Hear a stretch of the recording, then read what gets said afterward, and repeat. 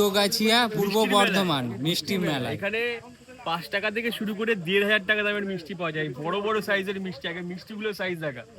এই যে এই দেখতে পাচ্ছ, এটা হচ্ছে 700 টাকার মিষ্টি, ওটা 1,500 টাকার মিষ্টি। ঠিক আছে, বিভিন্ন রকমের প্রাইসের মিষ্টি রয়েছে। তো আমি একটা ছোট মিষ্টি ট্রাই করবো, এটা হচ্ছে ল্যাংচা।